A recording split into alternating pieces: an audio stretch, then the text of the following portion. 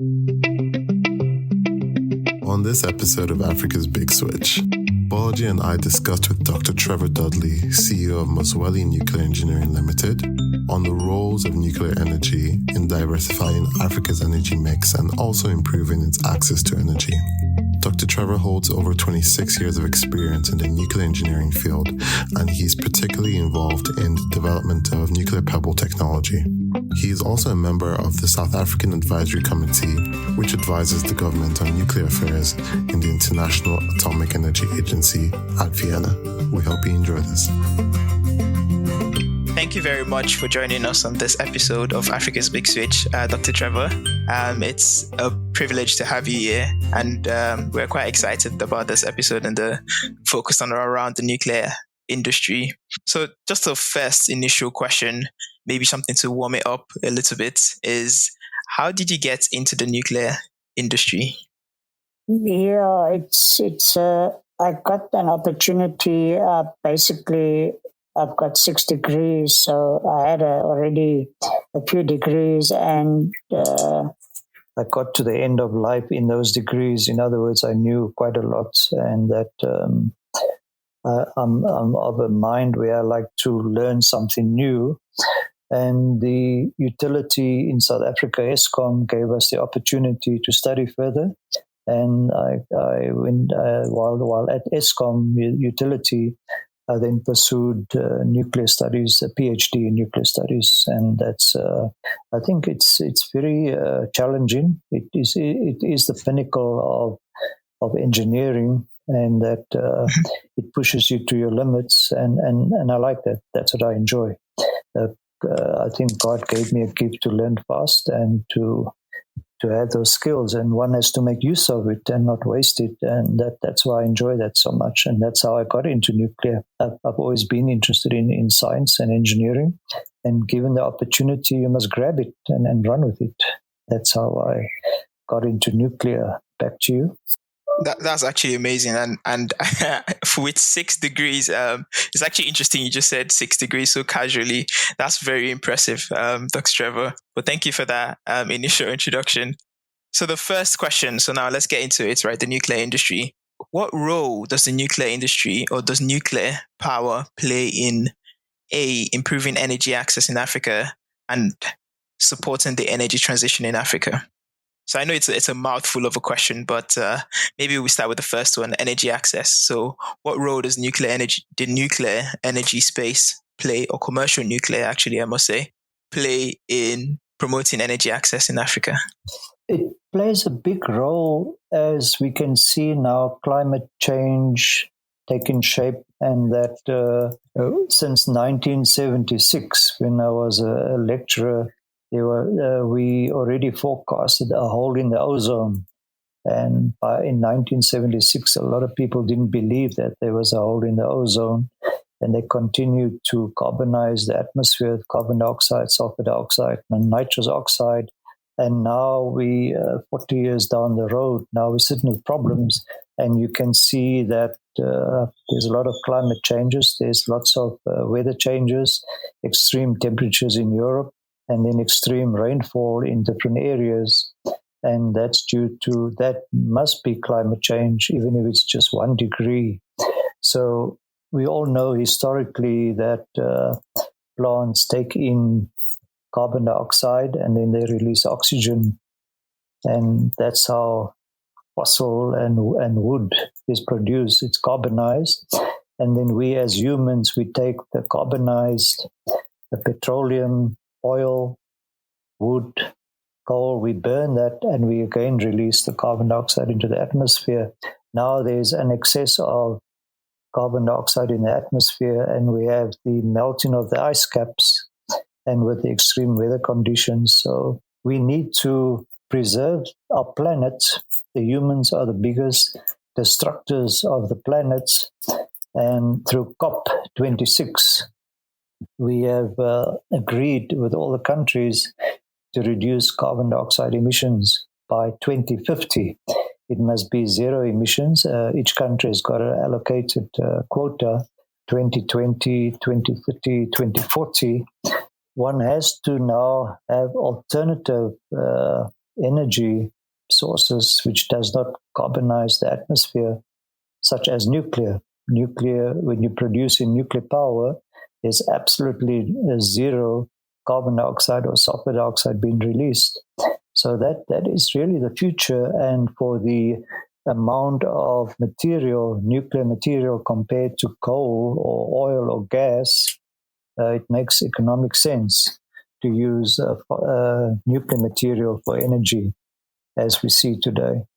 So it should, in the next 30 years, the advanced nations, America, Canada, Europe, Russia, China, they all have nuclear power plants, and they're all doing the transition from coal to nuclear to reduce carbon dioxide into the atmosphere.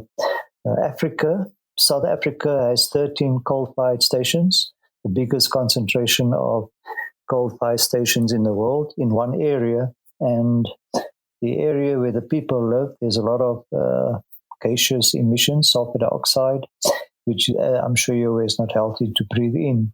So again, the purity of the air is also important. So there's a lot of pressure on South Africa to shut down those coal-fired stations in the next 20 years and replace them with suitable baseload power. If you shutting down baseload power, fossil fuel, you have to replace it with baseload power, nuclear. That's the only alternative for today. So there's a big drive, a lot of pressure globally. And today, I'm sure you're aware that to build a coal-fired station or get funding for that is extremely difficult. There's an abundance of coal still in the earth.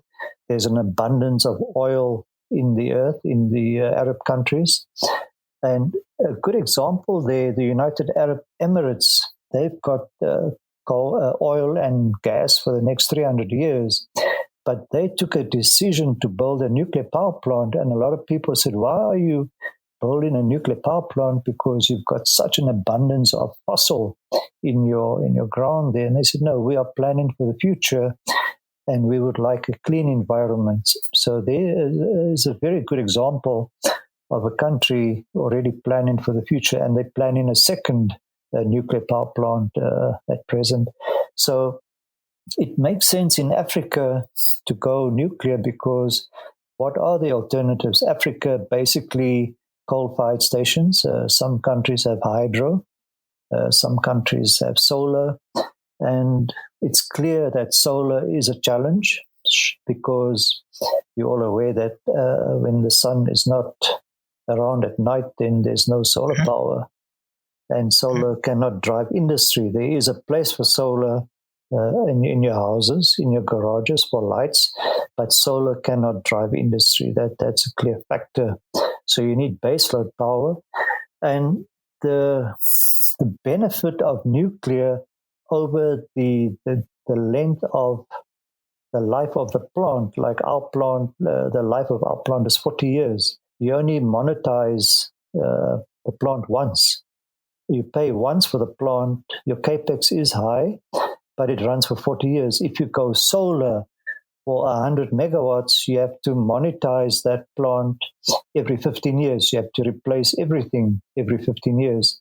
So it doesn't make economic sense to go in that direction yet. A solar plant will only give you 20%. The power capacity is 20%. Nuclear is 98%. Why would you go solar? Because it's only a quick fix, and it will only give you power for that limited duration of time.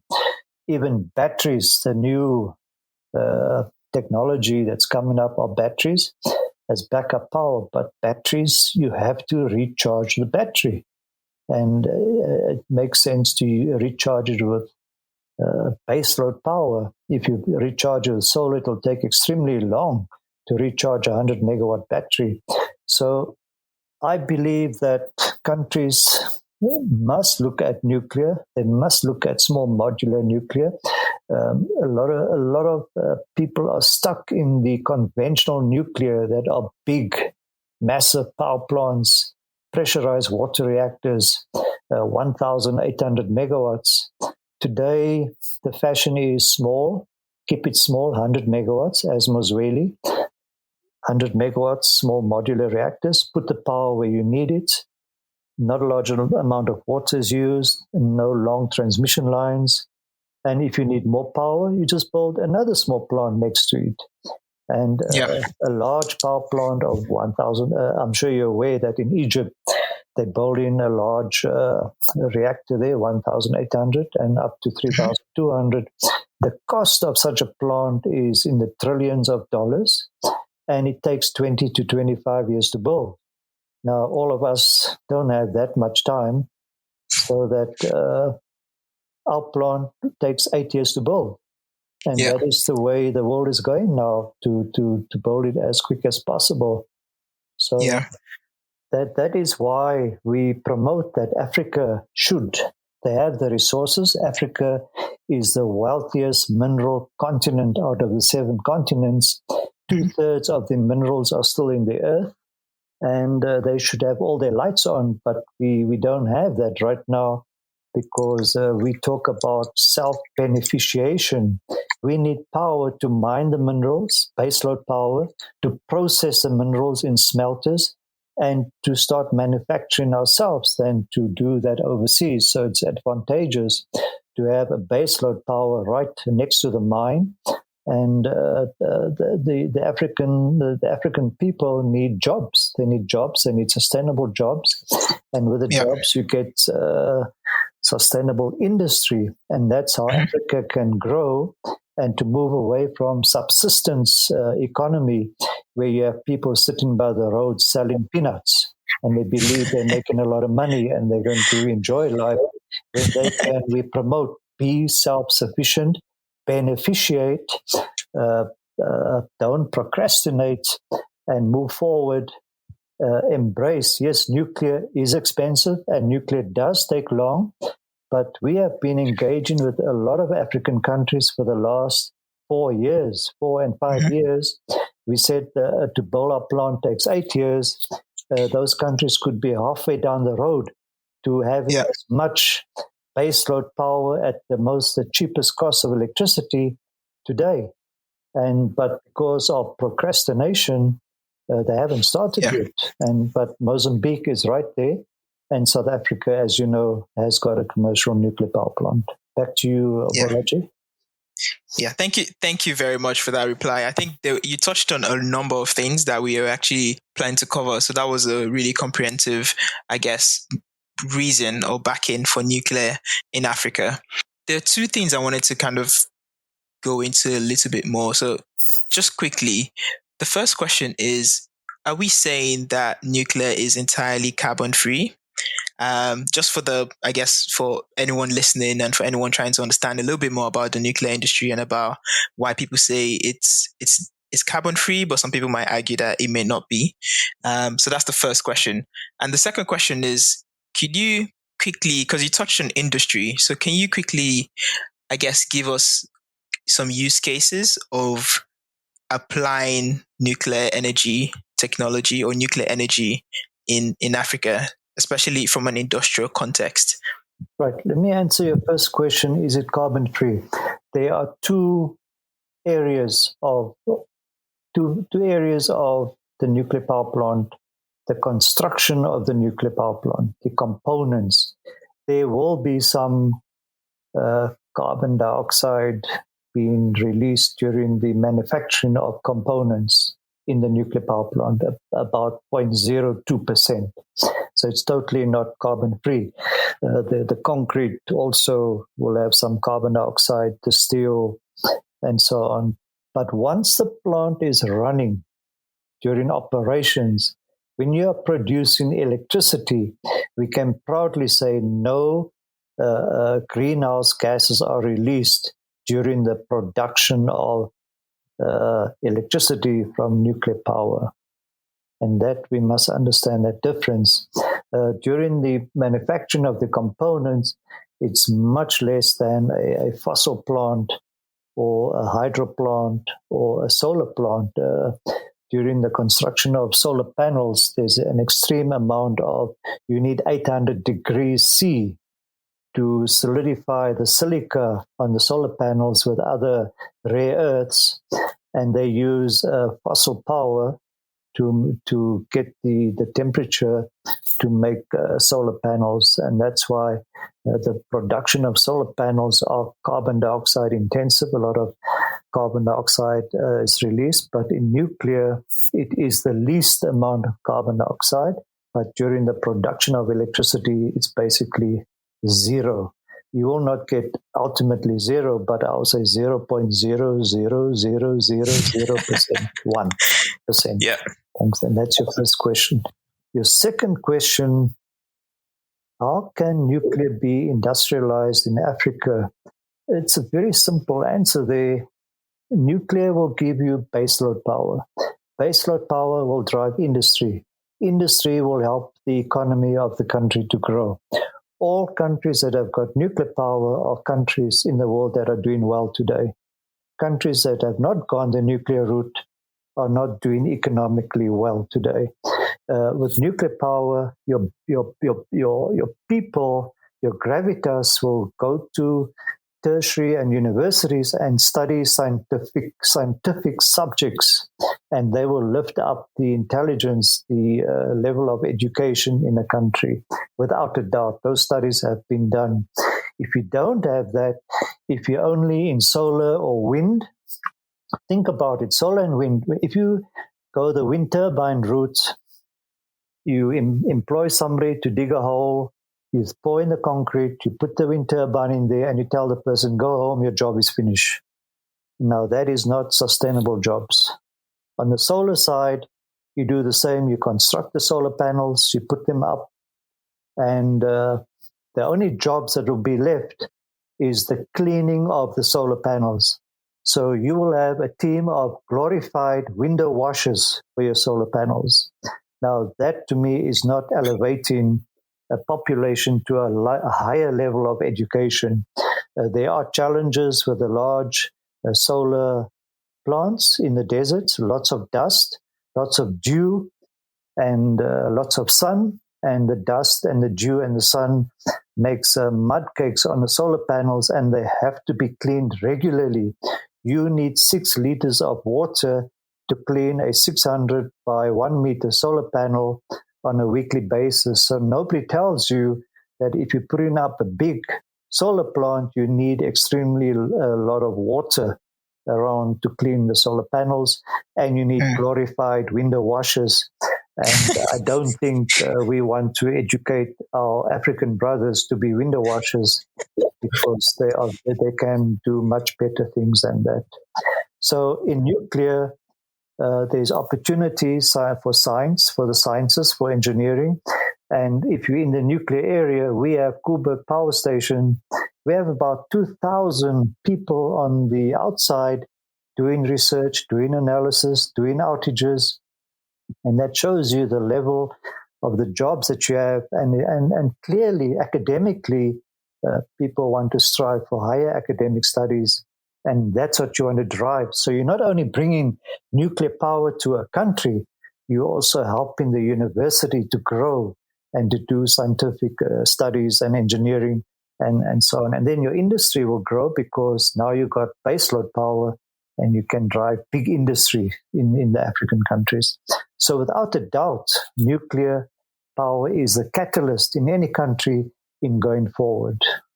That's very interesting. Thank you for that. And it's interesting to hear that the nuclear industry offers both sustainable jobs and sustainable electricity. I think that's one thing that's very, very much missing across a lot of African countries.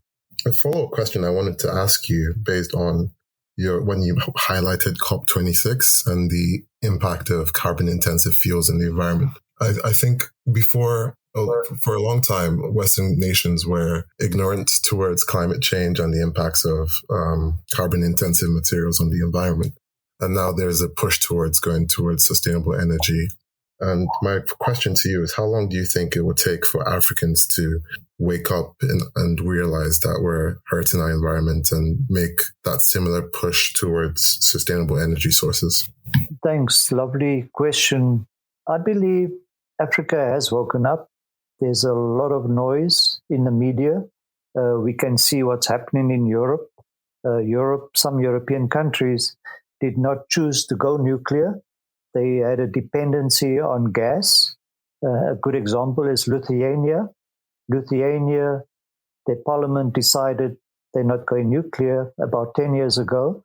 They wanted 100% dependency on gas. Today, they have apologized that they made a big error. They should have gone nuclear. Then there would be no dependency on gas. And another country is France. France made a decision to go nuclear. France has 58 nuclear power plants. And France is supplying the bulk of the European countries, Sweden, Norway, Germany, with electricity made by a nuclear fission process.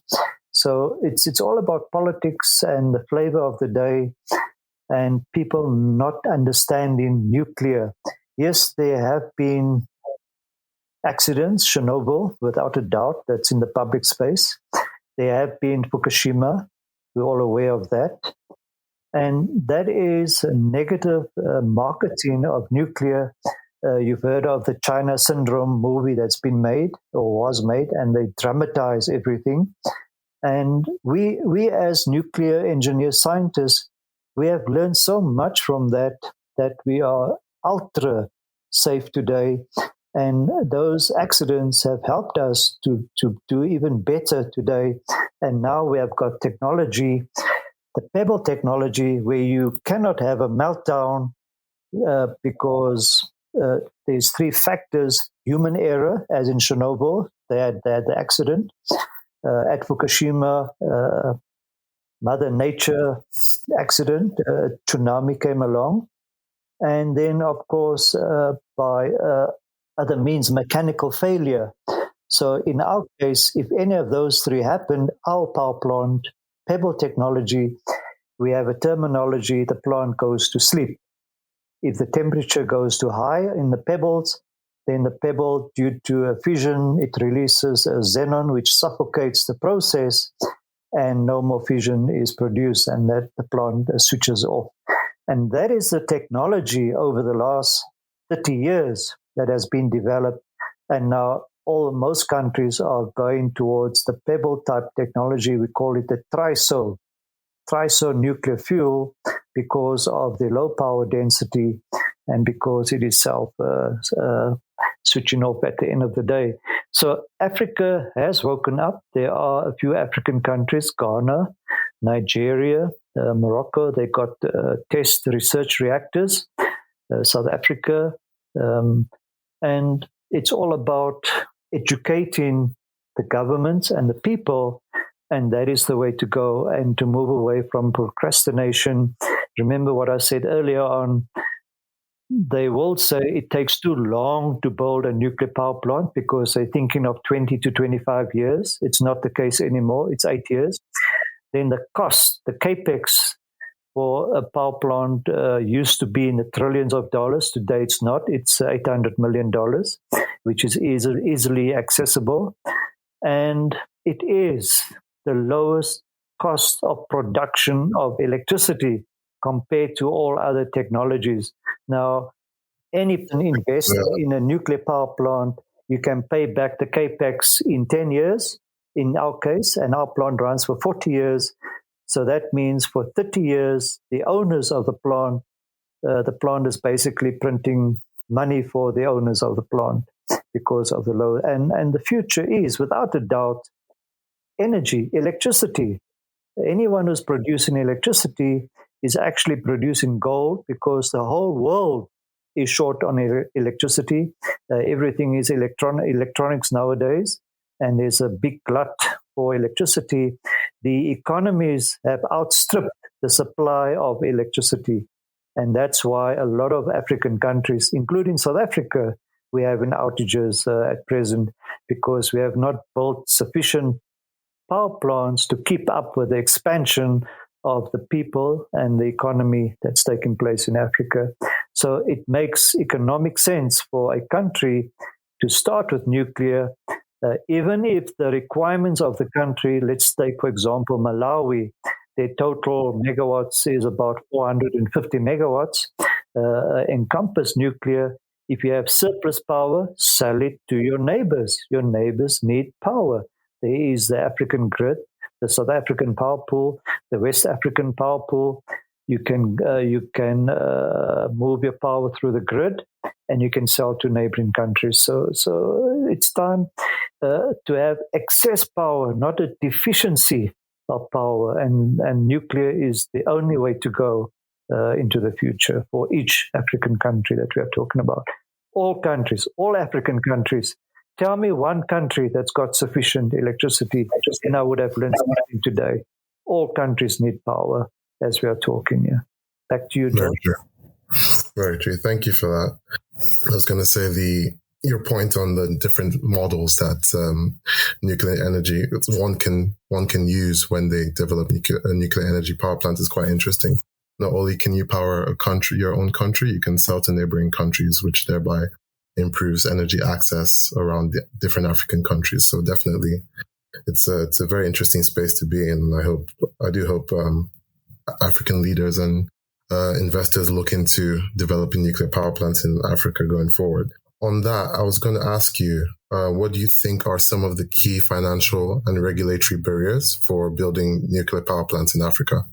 Regulatory, most of the African countries, I think it's only the new Southern Sudan that still put their application into the International Atomic Energy Agency, the IAEA. All countries, most countries are members of the IAEA. They are the global regulators of nuclear, commercial nuclear. And so the countries sign a proclamation that they will use nuclear for peaceful purposes. And the IAEA has said, it's now Africa's turn to go nuclear, and all the assistance is available from the IAEA. There's a big drive to assist Africa. There's a big drive to help women into energy and into nuclear. There's a big drive to help the youth into nuclear and into energy. So it's all available there, but there's not a lot of awareness that's taking place because there's a lot of focus on solar and wind and biomass and coal at present. And nuclear is not that difficult. You can become a nuclear accountant. You can become a nuclear marketing person or an artist. So it's not just about a nuclear engineer or a nuclear designer for the reactor. There's lots of areas. There's a shortage of people in the nuclear business. So I think it's about education and marketing and getting out there to show that nuclear is the game changer for the future. And it will happen because globally, COP26 and COP27 this year, they're making sure that countries stick to their quotas in going forward. It's going to be a difficult transition, but there's a lot of money that's around to go into the energy transition. And it should also, some of it should be spent on the nuclear education side. So I don't see, we in the nuclear business, I don't see the challenges, but people that are not in the nuclear business, they find it very hard to crack into it, but everything is available at the IAEA, and it's a closed door.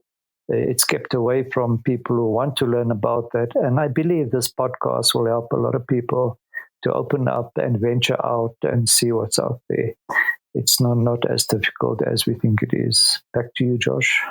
Thank you, Dr. Trevor. Just to follow up on that, are there any African countries right now that you would say have the policies in place that would enable investment into nuclear quite quickly? Yes, South Africa, Zambia, Ghana, Nigeria, the DRC. They all have. South Africa is the only one with a commercial nuclear power plant. Ghana, Nigeria, DRC, Zambia. Zambia has got policy. They don't have a research reactor. Nigeria has got a research reactor. Ghana and the DRC. So the policies are there. There's appetite for nuclear. They need to go to the next level and go to commercialization, where to build a power plant. And it's very hard, difficult, challenging for officials in those countries to promote nuclear because of the three comments I said. It takes long to build, and then we don't have the people, and it's expensive, and it's easier to go solar. You can put up a solar plant in 1 year. The money is available for solar, and everybody makes money out of solar, but it does not serve the purpose of help sustainable jobs or sustainable energy for the future. And I've mentioned the reasons there. So and solar, the solar and wind people, they've got a very good marketing machine out there, and that's why everybody's second word is solar, solar, solar. We should get everybody's first word to be nuclear. Let's go nuclear. Why don't we try nuclear? And it's all about getting the governments. In every area, you need a champion that's going to push nuclear for the marketing side. And that's one of Mosweli's marketing strategies, is to go out there and market nuclear, the new nuclear, and that is the way to go. And I believe Mozambique will be exemplary in showing to the African continent that it can be done, because they are doing it right now. And then African countries will follow on to that. So it's important that you get buy-in from governments. The governments, a lot of governments through the elections have changed, and there's a new mindset. And the West and the East are here to help Africa and South Africa, to help African countries to go forward. So help is there. Help is there. It's just a matter of asking for the help. So I don't. It's all about educating, and also to establish in the universities a chair in nuclear, and to start promoting nuclear. Exactly what we have done in Mozambique at the University Eduardo Mondlane and at the University of Maputo. We are assisting them to move forward, and they're doing extremely well. And like I said, there's got to be a champion. There's got to be appetite out there in moving forward. And it doesn't cost money. It just costs time. You've got to read about it and understand that, and work with a team that wants to assist. Like the IAEA is there, always ready to assist. And South Africa, Mosweli is there, also ready to assist. And we come there with good intentions to help the countries in moving forward. Back to you, Josh. Thank you, Dr. Trevor. It's really great to hear about the work you're doing with different universities in Africa. I think it's really good to improve literacy across the continent and educate our people. A question I was going to ask you in regards to nuclear waste. I think one of the key challenges that people have had, or the key worries people have over nuclear, is the classic not in my backyard approach, where they don't want a nuclear power plant close to them because of the dangers, or how the marketing of how the dangers have been framed. What do you think about that? Do you think that would be a significant hurdle for the nuclear industry in Africa, or do you think technology is way too advanced at this point for it to be an issue? Thanks, Josh. Yeah, on nuclear waste, it always comes up when we do a presentation, and it's basically a lack of understanding from the recipients of the information. Like you say, not on my back door. They are in Ghana, in some area. There's actually a natural radiation fission taking place, and no one complains about that. Granite rock has got a lot of radiation on that, and nobody complains about that. Coal-fired stations, the ash dumps have a lot of radioactive ash in there, and no one complains about that. But the minute you mention nuclear, what are you doing with your nuclear waste? As if it's a bad thing. As I mentioned, that we mine the uranium, we process the uranium, we then activate it, we enrich it, we use it in the power plant, and then when we've used sufficient energy, we call it spent fuel, and then we keep that, because the half-life of plutonium is about 2,700 years. Now, nobody's going to be around here to see what happens there, but we'd like to keep it in a safe environment. All the nuclear waste from the 403 nuclear power plants in the world is accounted for. Every gram of nuclear waste is recorded and registered at the IAEA. And that shows you how meticulous we look after our nuclear waste. And why is it kept in deuterium, in hard water, just to capture the radiation? It's too expensive to recycle or to convert the nuclear waste, and that's why they do not want to recycle the plutonium nuclear waste in the nuclear power plants at present because of the cost. But in our Pebble technology, which looks like a tennis ball, a graphite tennis ball, a gray ball, and 80% of the ball is graphene. And in that, we have about 9 grams of uranium. And when we have used up the energy of the uranium, we remove the pebble, and we're working on a recycling process where we can pulverize the pebble ball, remove the used uranium, and you can basically put the used uranium inside a matchbox. If you remember the Lion matchbox, that is your waste. That is your waste. And for now, we can store that below the power plant in a dry area, a well-circulated, ventilated area. And we can also, I think a lot of people are forgetting that you mine the uranium, you use the uranium, and then you put the uranium back into the earth in a better state in which it came out. So it's difficult to comprehend that people say, well, we don't want the waste here in this country, yet we're mining the uranium in that country. And all countries have a proper suppository where they can put high-level waste. We in South Africa, we have an area called the Valputs, which is out in the desert, and it's a very dry area, and it's well regulated and audited by the IAEA. So with all types of commodities where energy is produced, there will always be waste. It's how you handle the waste. And we have a sophisticated way of managing our nuclear waste. And nobody has died in the last 60 years since commercial nuclear power started from nuclear waste that's been parked from the power plants. And I think that's a big statistic that we can boast about. It's important to understand that nobody can build a power plant if you don't have an approved nuclear waste methodology approved by the IAEA. And once all that's in place, then we're highly audited and regulated to do the right thing. Thank you. That's really impressive. I wasn't aware that every gram of waste is recorded and registered with the IAEA. That's really impressive. I think I'll hand over to, thank you for your answer, Dr. Drever. I think I'll hand over to Balaji in case he has any more questions for you. Yes. Well, Josh, I would hope that's the case, right? Because we don't want to be playing around with nuclear waste. But yes, I think just to kind of round up the episode, two questions for you, just to kind of like close things off now, Dr. Trevor. One is, what are you most hopeful for about the future of nuclear in Africa? And then there's a bonus question we usually ask all our guests.